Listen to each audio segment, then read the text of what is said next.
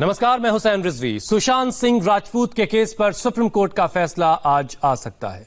फैसला इस बात पर आना है कि इस केस की जांच पटना से मुंबई ट्रांसफर की जाएगी या फिर नहीं।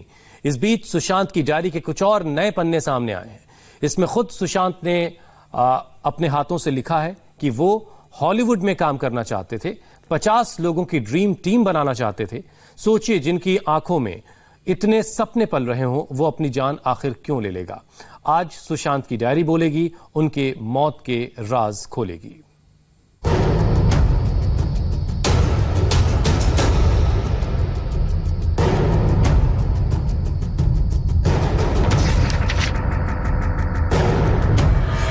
ये सुशांत सिंह राजपूत की डायरी के सबसे नए पन्ने हैं। इन 11 पन्नों में सुशांत का पूरा फ्यूचर प्लान है।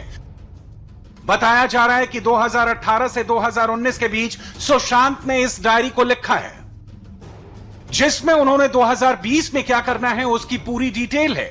सुशांत के इस डायरी में उसके अधूरे सपनों की एक लंबी फहरिस्त है। आप एक एक पन्ना जैसे ही पलटते जाएंगे, सुशांत के सपने आपकी आंखों के सामने उभरते जाएंगे।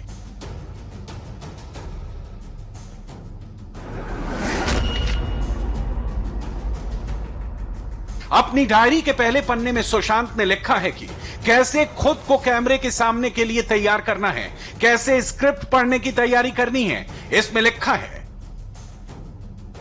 कैमरे के लिए एक्टिंग कैसे करनी है, तैयारी क्या होगी, स्क्रिप्ट को पढ़ना और दोबारा पढ़ना, किरदार को समझना, फिल्म के इरादे से किरदार कैसे जुड़ा है यह देखना, दूसरे लोग जो स्क्रिप्ट में बोलते हैं उसे सुनकर खुद का किरदार पता चलेगा। बोलने वाले शब्द से ज्यादा उसके पढ़ने वाले प्रभाव को देखो, खुद के बारे में समझोगे।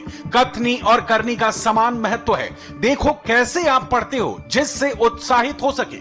अभी क्यों नहीं, कहो या करो, ये इसे अटल बनाता है। डायरी के दूसरे पन्ने में भी फिल्म के लिए तैयारी के बारे में लिखा है कैरेक्टर को किस तरह समझना होगा, इसमें तैयारी और प्रदर्शन कैसे करना होगा, ये किस तरह अलग होगा, ये सब सुशांत ने लिखा है। ये तैयारी बताती है कि सुशांत अपने काम को लेकर कितने गंभीर थे, कितना सोचा करते थे, एक एक बात एक स्टूडेंट की तरह लिखा करते थे।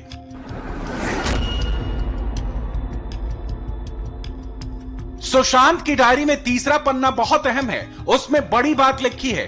इसी साल यानी 2020 का प्लान भी लिखा है। इसे पढ़ने से पता चलता है कि सुशांत इस साल में हॉलीवुड में काम करने का प्लान बना रहे थे। उन्होंने यह भी लिखा है कि इसके लिए एक ऑक्सिलरी टीम होगी जो इसके लिए काम करेगी। सुशांत ने लिखा था, हॉलीवुड की एजेंसी से जुड़ना चाहता हूं, हॉलीवुड के बड़े सितारों के साथ जुड़ना है, सिनेमा, शिक्षा और पर्यावरण पर योगदान देना है। आई नाम की एक कोर टीम बनानी है। यह कोर टीम 2020 तक प्रोजेक्ट आई को देखेगी। डायरी के पेज नंबर 6 में सुशांत राजपूत ने दिमागी तौर पर अपने आप को मजबूत करने के लिए कुछ बातें लिखी हैं। सुशांत ने खुद का एनालिसिस किया है।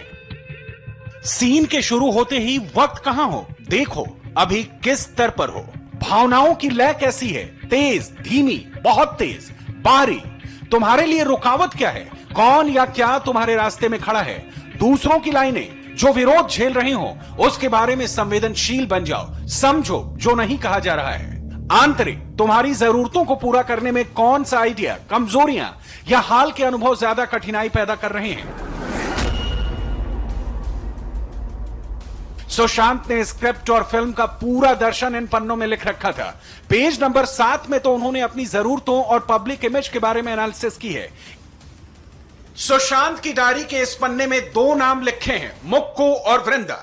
ये दोनों नाम सुशांत के फिल्म केदारनाथ के किरदार के हैं। मुक्कू फिल्म की हीरोइन सारा अली खान का नाम था, जबकि वृंदा सारा की बड़ी बहन का किरदार निभाने वाली पूजा गौर का।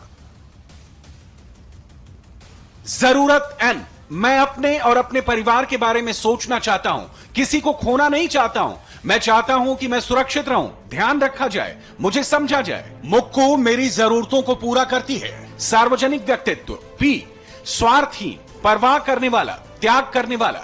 ट्रेजिक फ्लो 1, जब पी बड़ा हो एन से।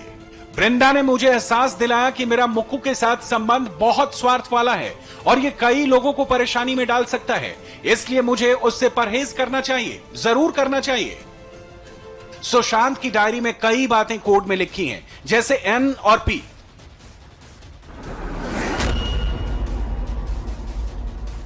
इसी डायरी के एक पन्ने में सुशांत ने अपने हाथों से एक्टिंग करियर का फ्यूचर चार्ट बनाया हुआ है। इस चार्ट को देखिए और समझिए कि उनके मन में कितने आगे तक की प्लानिंग थी, वो क्या सोचते थे।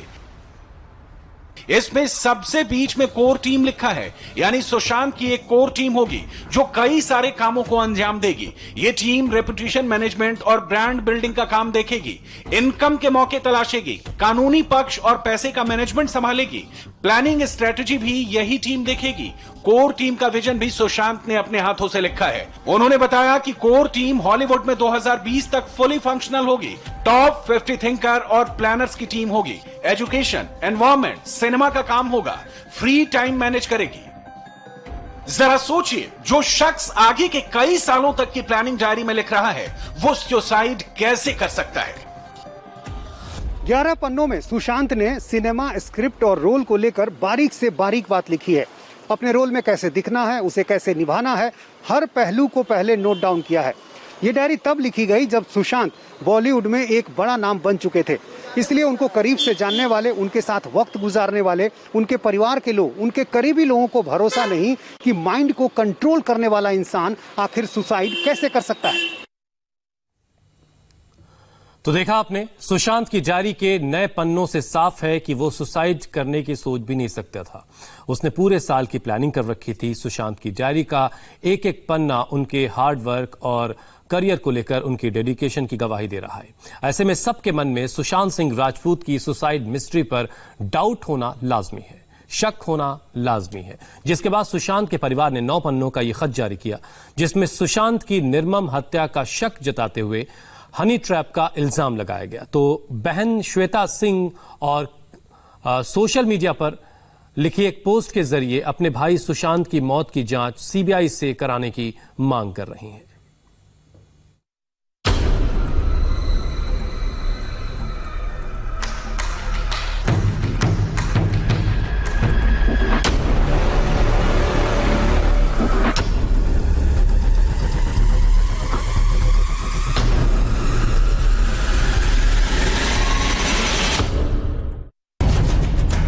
जो 2020 तक बॉलीवुड से हॉलीवुड तक अपनी नई परवाज भरना चाहता हो और जो अपने परिवार की इतनी फिक्र करता हो, वो शख्स आखिर खुदकुशी क्यों करेगा?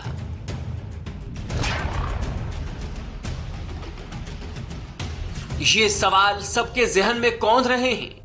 सुशांत की डायरी के इन्हीं पन्नों का हवाला देते हुए उनके परिवार ने 9 पन्ने का लेटर जारी किया है। सुशांत के परिवार ने 9 पन्नों की चिट्ठी में क्या लिखा है, आपको बताते हैं। सवाल सुशांत की निर्मम हत्या का है। सवाल यह भी है कि क्या महंगे वकील कानूनी पेचीदगियों से न्याय की भी हत्या कर देंगे? इससे भी बड़ा सवाल यह है कि अपने को एलीट समझने वाले, अंग्रेजियत में डूबे पीड़ितों को हिकारत से देखने वाले नकली रखवालों पर क्यों लोग भरोसा करें? 4 बहनें और एक बूढ़े बाप वाले सुशांत के परिवार को सबक सिखाने की धमकी दी जा रही है। एक एक कर सबके चरित्र पर कीचड़ उछाले जा रहे हैं। सुशांत से उनके संबंधों पर सवाल उठाया जा रहा है।